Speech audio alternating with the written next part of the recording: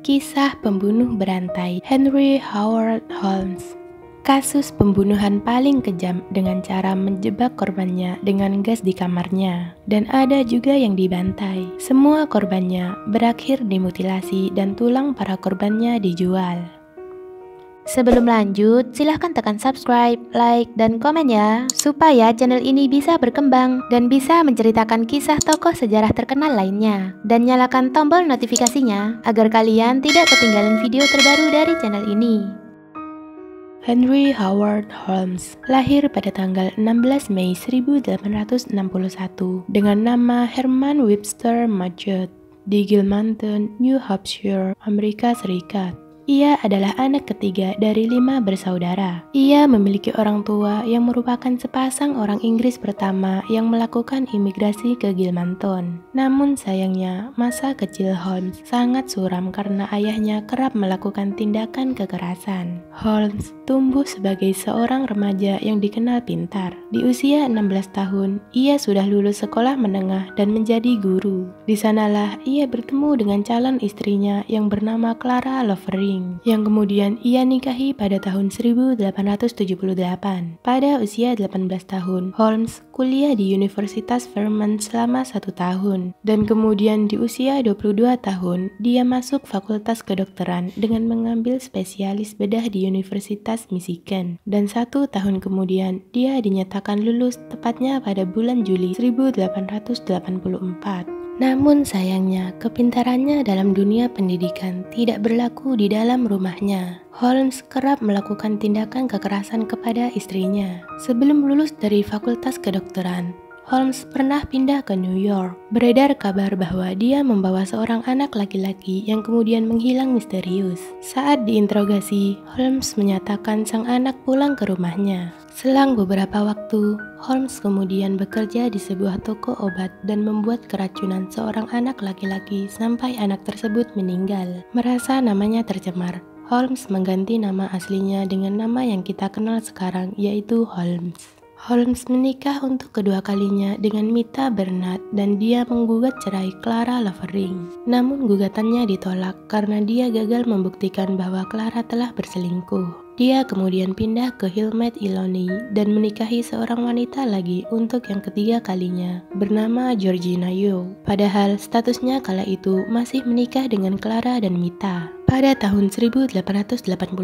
Holmes pindah ke Chicago dan bekerja di sebuah toko obat milik Elizabeth Holton. Kedua orang tersebut sama-sama berprofesi sebagai dokter, membuat keduanya menjalin kerjasama bersama dan menjalankan bisnis toko obat bersama. Dan ini membuat karir yang mudah untuk Holmes. Tidak lama kemudian, pemilik toko dinyatakan hilang sehingga kepemilikan toko berpindah tangan pada Holmes. Holmes merasa semakin leluasa dan kemudian menjual obat racikannya sendiri. 1 tahun kemudian, bisnis toko obatnya yang sukses membuat Holmes memiliki uang yang cukup untuk membeli sebidang tanah di seberang tokonya. Holmes ingin membuat bangunan yang besar di tanah tersebut. Kemudian, Holmes membayar pekerja untuk membangun Holmes Castle. Anehnya, pekerja bangunan yang dia sewa selalu berganti-ganti. Holmes melakukan itu agar tidak ada seorang pun yang mengetahui letak ruangan rahasia yang sedang ia bangun. Holmes Castle awalnya terdiri dari 2 lantai. Lantai pertama digunakan sebagai ruang retail dan toko obat, sedangkan lantai 2 digunakan untuk apartemen. Pada tahun 1892, Holmes merenovasi Holmes Castle dengan menambah jumlah lantai menjadi 3. Seiring dengan akan diadakannya World Columbian Exposition, dia ingin membuat lantai 3 sebagai hotel karena akan banyak wisatawan yang berdatangan. Ketika pembangunan lantai 3 Holmes Castle selesai, Holmes dirumorkan tidak mau membayar alat-alat furniture yang dia beli, dan alat-alat tersebut ia sembunyikan di ruang bawah tanah. Kecurigaan terhadap Holmes semakin bertambah ketika diketahui bahwa kamar-kamar di bangunannya kendap suara dan mempunyai akses langsung ke ruang bawah tanah. Ada semacam lift yang akan membuat jalan ke ruang bawah tanah begitu mudah. Di ruang bawah tanah tersebut, Holmes menyimpan drum berisi asam asid, bahkan krematorium untuk menghilangkan jasad korbannya. Julia Smith disebut-sebut sebagai korban pertama Holmes di Holmes Castle. Julia yang sudah berkeluarga mempunyai hubungan spesial dengan Holmes. dan suaminya meninggalkan Julia dan anaknya begitu mengetahui hubungan gelap Julia dengan Holmes. Saat Natal pada tahun 1891, Julia dinyatakan menghilang bersama anaknya. Holmes mengatakan bahwa Julia meninggal ketika sedang melakukan aborsi, namun mayatnya tidak pernah ditemukan. Selain Julia, Holmes mempunyai seorang kekasih lain yang bernama Emmeline G. Grant yang juga bekerja di Holmes Castle. Dia juga menghilang di bulan Desember tahun 1891.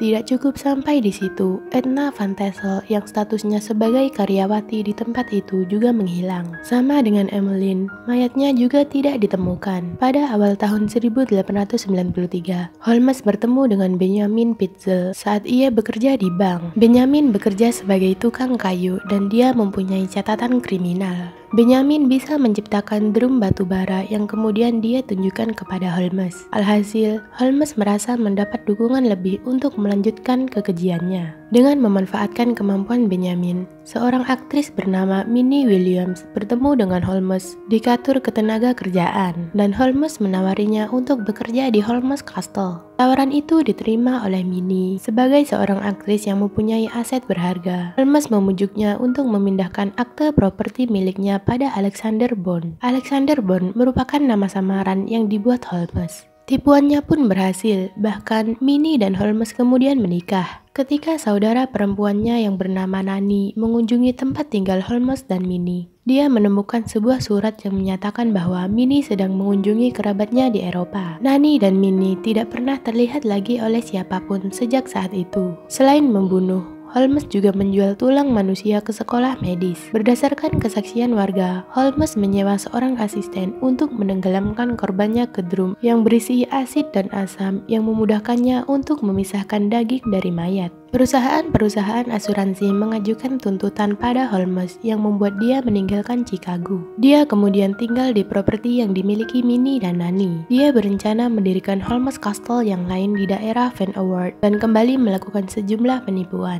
Holmes masuk penjara untuk pertama kalinya pada bulan Juli tahun 1894 karena menjual barang-barang yang digadaikan di Saloneos, Missouri. Saat di penjara, Holmes bertemu dengan Marion yang dihukum 25 tahun penjara. Marion merasa Holmes merupakan orang yang jenius, sehingga mereka berencana untuk menipu perusahaan asuransi dengan memalsukan kematian. Namun rencana tersebut gagal. Benjamin Pitzel yang dikenal sebagai tangan kanan Holmes kemudian diajak terlibat untuk menipu perusahaan asuransi. Dia akan diubah identitasnya sebagai seorang penemu dan menjadi korban ledakan laboratorium. Namun yang terjadi adalah Holmes benar-benar membunuh Benjamin sebelum dibuat pingsan oleh kloroform dan dibakar dengan benzena. Holmes berhasil menipu perusahaan asuransi dan mendapatkan uang. Dia kemudian menipu istri Benjamin Pitzel agar bisa menjadi wali bagi ketiga anak terakhirnya. Holmes mengajak mereka liburan dan membunuh mereka, lalu mengubur mereka semua di ruang bawah tanah rumah yang dia sewa di Toronto. Hilangnya ketiga anak Benjamin Pitzel membuat kepolisian Philadelphia curiga. Mereka kemudian mendalami kasus tersebut yang membawa mereka pada satu nama, yaitu Holmes. Detektif Frank Gaius yang ditugaskan menyelidiki kasus tersebut menemukan mayat dua anak Benjamin Pitzel yang sudah membusuk di ruang bawah tanah. Polisi kemudian menyelidiki rumah yang disewa Holmes. Mereka menemukan fakta bahwa Holmes banyak membeli obat-obatan di toko obat sekitar untuk membunuh Benjamin dan sebuah bengkel untuk menajamkan pisau yang dipakai membunuh Howard, seorang pengacara yang bekerja sama dengan Holmes dan Benjamin Pitzel untuk menipu perusahaan asuransi. Polisi menemukan gigi dan potongan tubuh Howard di cerobong rumah tersebut,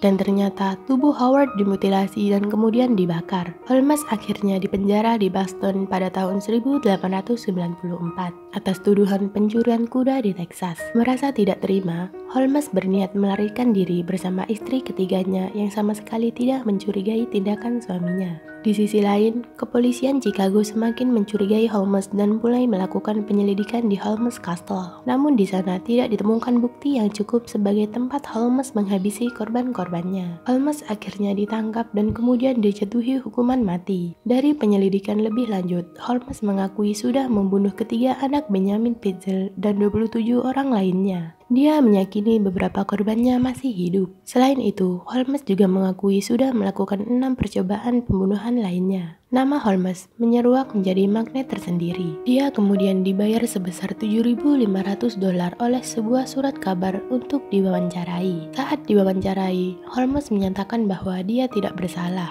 dan dirasuki setan saat melakukan kejahatan. Dia juga meyakini perubahan penampilan fisiknya selama di penjara sudah membuat dia berwujud seperti setan. Holmes akhirnya dieksekusi dengan cara digantung di Philadelphia. Sebelum meninggal, dia berpesan agar peti matinya diisi dengan semen dan dikubur dengan kedalaman 10 kaki. Holmes tidak mau tubuhnya diambil oleh orang-orang tertentu dan dijual demi kepentingan bedah.